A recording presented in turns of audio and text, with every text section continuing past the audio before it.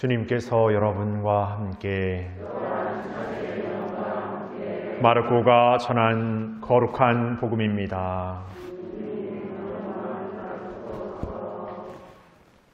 그때 예수님께서 유다 지방과 요르단 건너편으로 가셨다. 그러자 군중이 다시 그분께 모여들었다. 그래서 예수님께서는 늘 하시던 대로 다시 그들을 가르치셨다. 그런데 바리사이들이 와서 예수님을 시험하려고 남편이 아내를 버려도 됩니까? 하고 물었다. 예수님께서 그들에게 모세는 너희에게 어떻게 하라고 명령하였느냐 하고 되물으시니 그들이 이혼장을 써주고 아내를 버리는 것을 모세는 허락하였습니다 하고 대답하였다. 그러자 예수님께서 이르셨다. 너희 마음이 완고하기 때문에 모세가 그런 계명을 기록하여 너희에게 남긴 것이다. 창조 때부터 하느님께서는 사람들을 남자와 여자로 만드셨다. 그러므로 남자는 아버지와 어머니를 떠나 아내와 결합하여 둘이 한 몸이 될 것이다. 따라서 그들은 이제 둘이 아니라 한 몸이다. 하느님께서 맺어주신 것을 사람이 갈라놓아서는 안 된다. 집에 들어갔을 때 제자들이 그 일에 관하여 다시 묻자 예수님께서 그들에게 말씀하셨다. 누구든지 아내를 버리고 다른 여자와 혼인하면 그 아내를 두고 간음하는 것이다. 또한 아내가 남편을 버리고 다른 남자와 혼인하여도 간음하는 것이다.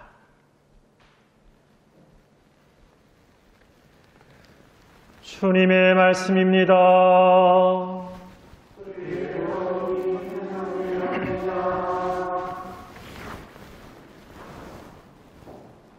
전미 예수님,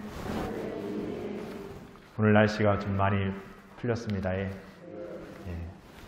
그래서 기분이 이렇게 너무 좋을까 보다 생각했는데 하느님께서 또 어떤 일들을 통해서 너무 이렇게 제도 말로 경충거리게만 만들지 않았던 또 하루였던 것 같습니다. 여러 가지 일들이 있으면서 날씨만 좋았지 이렇게 생각하게 되는 일들이 있었던 것 같습니다.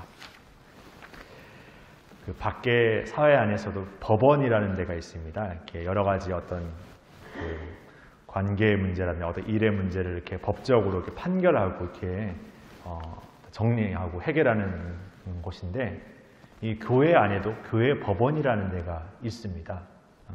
잘 모르실 수 있을 것 같은데 잘 모르셔야 정상입니다. 교회 법원을 잘 아신다라는 것은 하여튼 뭐 좀 피곤한 일이 있으셨던 분이시죠.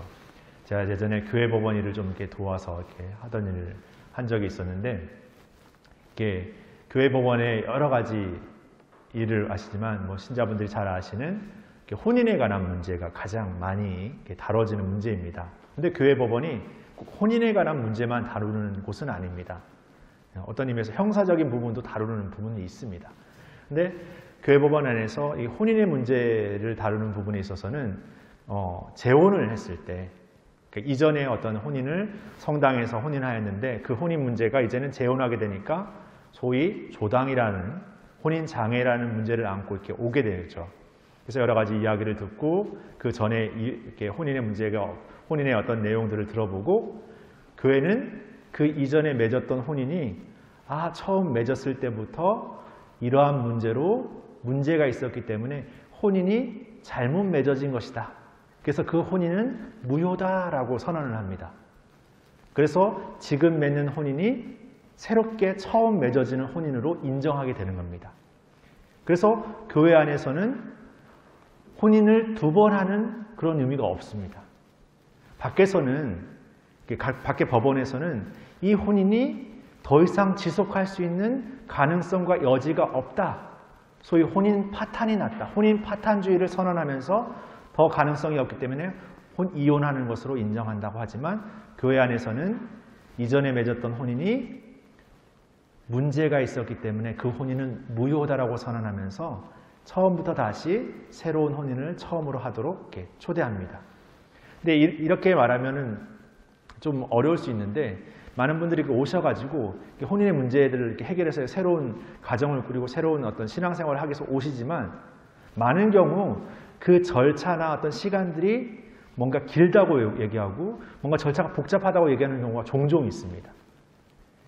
그러니까 빨리 해결해서 신자 생활할 수 있게끔 성사 생활할 수 있게끔 해줘야지 왜 교회가 그것을 막 시간을 이렇게 끌고 뭔가 이렇게 지지부진한 어떤 그런 모습을 보이는 건 좀 뭔가 앞으로 좀 고쳐져야 된다 이렇게 말씀하시는 분들이 종종 있습니다.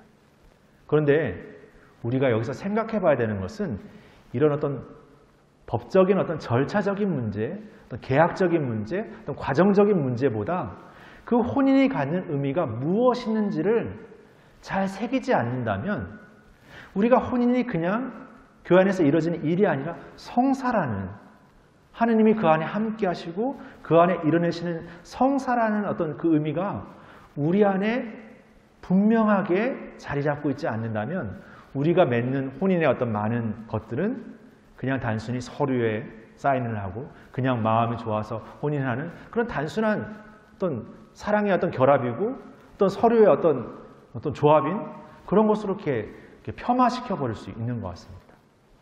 그래서 교회 법원은 이 새로운 혼인을 맺으려는 당사자들에게 혼인에 대한 본질적인 의미를 다시금 되새기도록 하는 그런 시간을 갖도록 이렇게 초대합니다.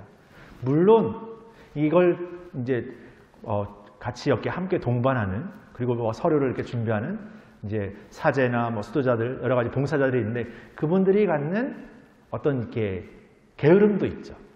저도 이렇게 여러 가지 서류를 받다 보면 이거 언제까지 제출해야지 하면서 이렇게 씁니다. 쓰는데 이제 또 저 개인적인 사정이 하다 보면 또 이렇게 미뤄두는 일들이 있죠. 그러다 보면 사실 이거를 이렇게 빨리 뭔가 처리해야 되었으면 하는 입장에서는 뭔가 제가 이렇게 지체하고 있다는 걸 모르는 겁니다. 그런 면도 있습니다. 솔직히 고백하면. 그런데 제가 그런 일들을 하면서 느끼게 된 것은 교회가 그 시간을 갖고 숙고하도록 초대하는 것 그리고 교회의 당사자들이 단지 이걸 빨리 처리냐 안 처리냐 문제보다 그 당사자들의 마음을 얼마만큼 더 깊이 헤아리려고 하느냐 서로의 어떤 마음이 더 새롭게 하느님 안에 살아가도록 초대하고 초대받느냐 그리고 응답하느냐 그런 여러 가지가 거기에 더 담겨 있다는 생각이 듭니다. 그러니까 우리가 신앙생활을 하면서 늘 어떤 그 형식주의적인 것 어떤 그런 제도적인 것 그냥 어떤 뭐 서류주의적인 것 그런 것들에 더 매어져서 뭐가 해결됐기 때문에 뭘 할 수 있어 뭐가 됐기 때문에 뭘 할 수 있어라는 어떤 그런 논리에 빠지다 보면 단지 그런 과정만 이수했다고 아니면 뭔가 그 서류만 도장을 받았다고 뭔가 그것을 이뤄냈다고 그것만으로 우리의 신앙의 뭔가를 다 이뤄낸 것처럼 착각해 버릴 수 있다는 것이죠.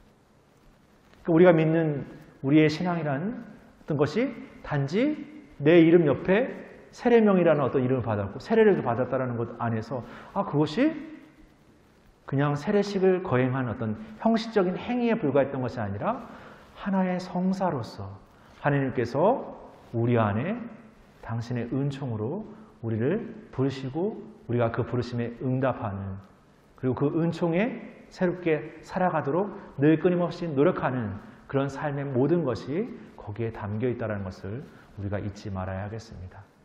그런 마음을 생각하면서 우리 서로를 바라본다면 서로에 대한 마음에 있어서 인간적인 욕심, 인간적인 원망, 인간적인 시기, 인간적인 미움이라는 어떤 마음보다 하느님께서 우리 모두를 사랑하시는 그 마음을 더 깊이 우리가 헤아려 볼 수 있다는 생각해 보게 됩니다. 그렇게 우리의 삶의 자리 안에서 우리는 그분을 믿는 그 믿음의 신앙 안에서 우리 서로를 함께 살아가도록 새로운 복음의 실천들을 살아가는 우리들이라는 것을 잊지 않으면서 다시금 우리의 여정을 그분 따라서 걸었으면 좋겠습니다. 잠시 묵상하시겠습니다.